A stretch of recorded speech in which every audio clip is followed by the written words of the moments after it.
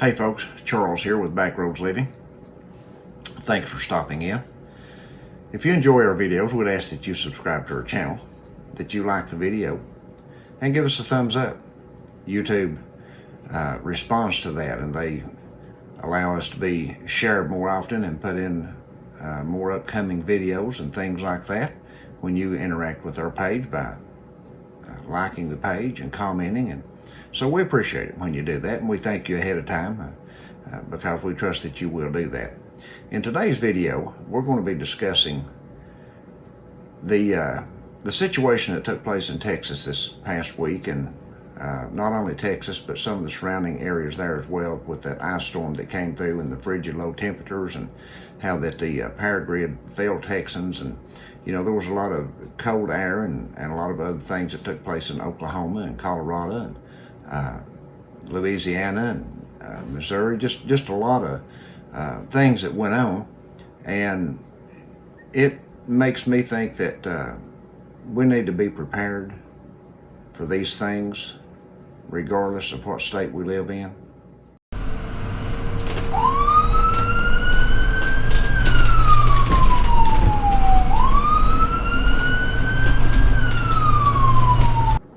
The infrastructure in the United States isn't as, I don't think it's as secure and as stable as it has been in years past. And because of that, I think we're going to see more things happen like happened in Texas. Now, I'm not trying to scare anybody or do anything like that. I'm just saying that I think that you and I, as preppers, that we need to start thinking with a different mindset than we ever have before. In years past, we've, many of you, and in this past year, my wife and I have thought about the area and the region that we live in. And we've looked at the average temperatures, average snowfall, and things like that. How often do we get storms? How often does certain things and certain events happen in our area? And we kind of prepare accordingly. You know, the average temperature here in the last few years in the winter has probably been in the 30s. If I were to guess, we do get a few days into the 20s, and sometimes we'll get down in the teens and possibly even single-digit numbers. But rarely does that happen, and when it does, it's only for a day or two, and then it's right back up to 20s and 30s. Just like today, we're sitting here in our t-shirt with our front and back door open with the screen doors, you know, closed, and it's up in the 50s, almost 60 degrees here today. But now next year this time it could be sub-zero weather. We don't know, because that's what happened with Texas. You know, they're used to having this kind of weather during the time that storm hit them. And they went from 60 degree weather to sub-zero degree weather, and went into rolling blackouts with power grid failures. And that's something we need to think about. I think Barbara Happy Mac, one of our moderators, mentioned something this past Saturday in our live feed. She said we need to think that and plan as though we're going to have a blackout all the time. And I agree with that. I think that we need to plan ahead and start planning as though we were going to be having a blackout. And we're going to have to live through it, because there's a real good chance that we may see that in the near future in the United States, in more than one state. So with that in mind, let's look at some things. The first thing we want to say is that when these things happen, it's going to work on you physically, just like in Texas. People had to physically get out and shovel snow. They had to find ways to get water into their home. They got out and they shoveled buckets full of snow. They shoveled pans full of snow. They shoveled whatever they had full of snow and brought it into their bathtubs to get water to flush their commode with. Some people, I'm sure, took the snow in and filtered it to have water to drink, because everybody didn't have water put back. Everybody doesn't. Because everybody doesn't plan for these things. Everybody doesn't expect these things to happen, and especially when you live in a state like Texas, you don't expect this kind of stuff to happen. But it can be taxing on you physically, because the temperatures drop tremendous amount like that, and you go from 50 and 60 degree weather to 0 degree weather, and it just takes every drop of energy in you to survive. People start dragging out tents and sleeping blankets and and quilts and everything else in the world just to try to stay warm. And buddy, when you get super cold and you start trying to do things, this just is exhausting. So these things are hard on people, physically hard. So we need to be as physical fit as we possibly can. The other thing that I would mention in this is that we need to try to be as sociable as we can, because I know that there's times that we can't be friends with everybody. You can't associate with everybody. Now, as a follower of Christ, I understand that I'm to preach the gospel of Jesus Christ, and I'm to try to get along with people as best as I can. But there's going to be people that I can't get along with. There's going to be people that I can't confide in. There's going to be people that you can't confide in what you're doing as a prepper, because if you do, they may steal from you. They may even possibly try to kill you to take what you've got. Who knows what might happen in a situation like what took place in Texas. Those people were snowed in, and buddy, they just they couldn't get out and go. And they, if they had food, it was a good thing, and if they didn't, they were walking. They were out standing in long grocery lines, trying to find just something to eat, because their food was gone. They didn't have anything in the refrigerator left to eat. So we need to know who's around us. We need to be able to create I'd say create a small family of people, friends that you can confide in, and that can confide in you, so that when things do go wrong like that you've got a small community of people there. The larger the better, but at least have a small community of people there that y'all can feed off of each other, that you can put meals together for each other, that you'll have water for each other, that you all can help sustain each other throughout something like this. It's always so much better if you've got other people involved to help you, and people to communicate with, rather than being stuck by yourself like that. So try to create a atmosphere and a small community if you can. I love the community here on YouTube, and we have a great community. You folks are wonderful with sharing your knowledge and understanding, but that's not going to help you. What I tell you right now is not going to help feed you in a situation like Texas. You're going to need people close there near you when you have somebody that needs to help you get water in, or help you get food in, or do things like that. So try to create a situation like that. We had in Texas, we had two what they call black swans. We had two events come in together that created just a catastrophic event in Texas. A black swan is an event that takes place that's unexpected. And the two events that took place in Texas, one was the sub-zero weather that came in with all that ice, and the other was the grid failure. They didn't expect either of those to happen, and both of them happened. And it caused a lot of grief in Texas. A lot of people died. A lot of people ended up in hospitals sick, without water. They're still on a boil water advisory. Many people in Texas are, and there ended up being millions of people for a couple of days there that was on a boil water advisory. So, you never know when these things are going to happen. It can be like a 1-2 punch. We don't know.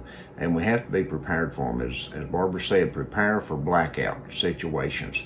And then, if it happens, you're not over-prepared. If you are over-prepared, so what?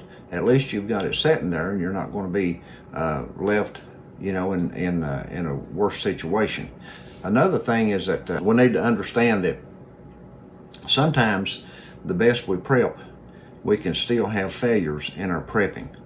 And when we look at Texas, I've heard several people on our YouTube channel here in the comments that live in Texas, and they've sent us word that they're doing okay, and that they've got food to eat, they've been able to cook, they've been stayed warm, all these things because they have been preparing. They've been listening to people like us and other prepping channels, and they got their stuff ready, and when this thing hit, they were okay. They didn't freeze out, they didn't go hungry, they didn't run out of water. They're still drinking good pure water, they're still eating good food, they're still staying warm, and all those things. And it's because they were prepared for it. But many of them said, but we have seen holes in our prep through this that we need to fix. We see things that we could have done much better had we understood this better. So those are things, see, just preparing for what they had will get them through this, but it shows them what they need to do even greater, and that's where we learn. And as they see these things and learn them, hopefully you guys will share that with us here on our channel, and it'll help us fill in our gaps before we need them. before we even realize it's a gap. So, you know, that's how we do. We help by sharing with each other, and we need to understand that sometimes our preps they're just going to fail. They're just not going to work the way we planned. Everything doesn't always work the way you plan. So it's always good to share with other people your experiences, your good and bad. The other thing is, when these preps fail, we need to think about if I've got plan A going on here and it falls through, then I need a plan B. You know, you really do. We need to make plans for more than one thing if this situation happens. And well, what if the plans I've got right here fails? What if something falls through? Then I need a plan B to back it up. Well, what if plan B fails? Then you need a plan C. I'd recommend that people have 2 to 3 plans, backup situations, backup plans for everything coming and going, whether it's floods, whether it's snows, ice, rain, power outage. It doesn't matter what it is. Try to have you 2 or 3 different plans set aside, that if one fails, you can fall back on the other, because we never know when one plan is going to work and when it's not. Even the best of plans and the most tried plans sometimes can fail. So always have a backup plan for you there. The other thing to realize, I think, and I think a lot of Texans realize this, that when something like this happened, they had all this ice and they had all this snow, and then they had these rolling blackouts, is that if you know, no one's coming to help you. No one's coming to bail you out. Even if they wanted to, they couldn't come and feed you. If you're hungry, you're just going to be hungry. We have to be prepared for that. We have to make our plans and make our preparations in such a manner that we do it in such a way that we don't expect people to come and bail us out, that we're not expecting anybody to come and help us, that we're not expecting anybody to do anything for us. Now, earlier I said that it's good to plan and make plans and have friends around you and have a community of people that you can interact with during these times, and that's a great thing. But you know what? You may have such weather that they can't get to you, or you can't get to them, and we need to plan in such a manner that we're going to take care of ourselves, that we are not planning in a way that includes somebody else coming in and bringing us anything to help us. We need to plan for a grid down, for a blackout, for us to have to take care of ourselves, and learn to do that. Think in that way, that I have to take care of myself, because nobody's going to be able to come and help me take care. And if you think that way and plan that way, things will be much better for you when things do happen, when emergencies do happen. Because we've said here in the past that emergencies don't care who you are, they don't care where you live, they don't care how much money you have. They just happen. You know, these things just happen, and they don't wait on anybody. They don't ask anybody's permission. They just happen, and there you sit in the middle of it. So keep that in mind. Prep with the mindset that nobody's coming in to help you or to bail you out of anything you're doing. Another thing that is a good thing to do that I've seen in this is buckets, especially in the snow situation. If you have buckets or pails of some kind, barrels or something like that, that you can carry snow in. Now, there was a lot of people in Texas carrying snow in dish pans and you know, cereal bowls, whatever they could get. They were carrying in whatever they could, you know, make shift with. 5-gallon buckets is great for that. It's always great to have 5-gallon buckets around, if nothing else, to catch rainwater in. I mean, there's all kinds of means for 5-gallon buckets. If you have a power outage like that, you can use it for a toilet.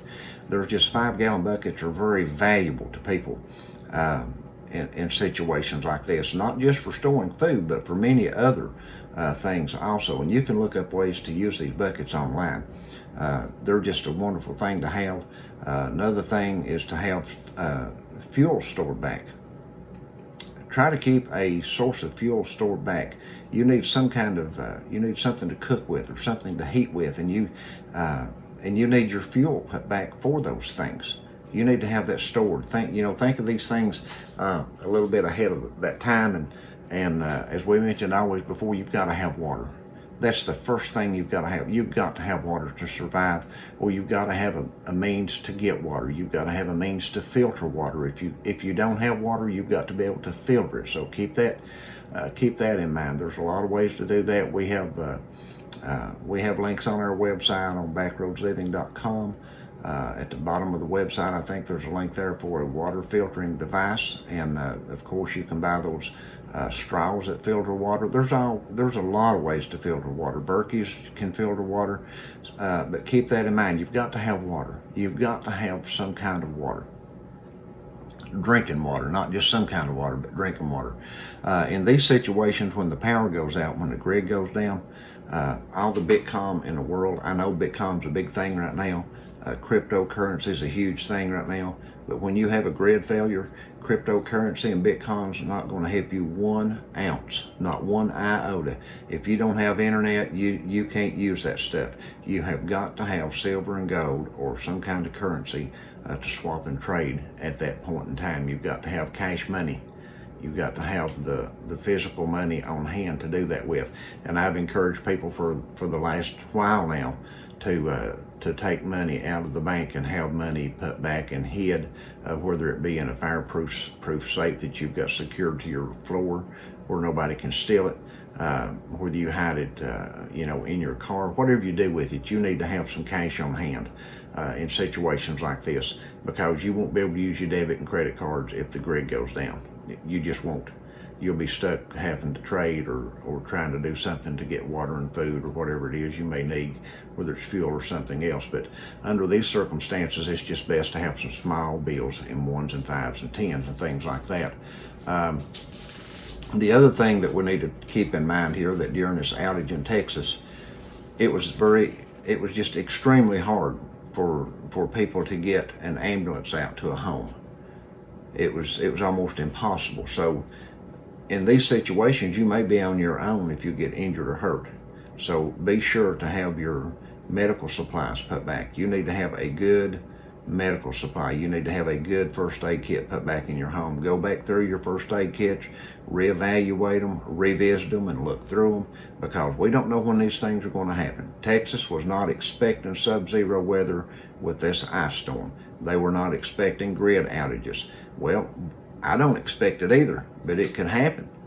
And I know you probably don't expect it, but it can happen. We have people in Florida telling us that this year they've used their fireplaces more than they have over the last several years combined. The folks in Florida wasn't expecting that cold weather. It can happen there. Now listen, just because they're on the south end of the United States doesn't mean they can't have ice storms there. If the weather moves just right and the polar moves just right and the jet stream moves just right, we can have ice all over the United States. We don't control that stuff. We just go by what normally we see, and we don't know our normal's changing. It really is, our normal's changing, so we need to keep that in mind. And again, revisit your first aid kit. Make sure you've got things that if you've got hurt or injured, you could doctor yourself or those around you. Food, as we always said, make sure you've got plenty of food on hand. Canned foods, make sure you've got foods that have a long shelf-stable life on them. Make sure you've got foods in your shelf that you can eat right out of the can if you have to without heating. And there's a lot of that stuff like that you can find in the grocery stores to do that with. But be sure you've got that kind of stuff. Don't look for the government to bail you out. They're not going to bail you out. They don't care. If you get in a situation like that and freeze to death, you're just a statistic to them. That's all that matters, is that, and then they'll hope they'll be able to tag your toe with a COVID death. That's just how it is. They're not coming to you. Your government don't care about you. The next thing is the batteries. In the blackout in Texas, those people needed batteries bad. They needed light sources really bad. And when you have these kind of things happen, you need good lights, you need good batteries, you need good light sources. You need Coleman stoves. You need any kind of thing to cook on like that. Any of these little old stoves that cook on what they call canned heat. You can buy them at Walmart, Target. Any of the big box stores has them. You can find them all online for $10 or $12 a piece, and then you can get several cans of canned heat. And one of those things will usually last, I think, 2.5, maybe 2.5 to 4 hours, depending on the one you buy. So you can cook a lot of meals on that stuff. If you've just got things like that around, and you can use that stuff indoors. It's not going to hurt you to use that indoor. Weapons and ammunition is a good thing to have, but don't overdo that and let everything else go. you do need to have some way to protect yourself, some way to protect your family. And I'm all for having weapons and ammunition for protection, to exercise your rights here in America. But sometimes I think people go a little overboard with that and maybe skimp on other things. You and I are not going to be able to fight a war. It's just not going to happen. I don't care how much stuff you've got. If the military comes, you're not going to stop them.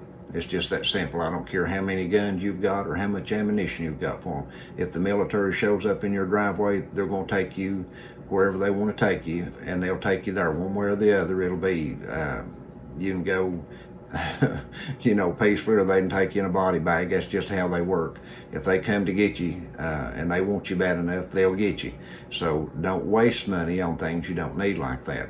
Have what you need to protect your home against normal invasions, and then spend the rest of your money on prepping what you need. Get your sleeping bags, get your food, get your water, and get all that stuff that you need.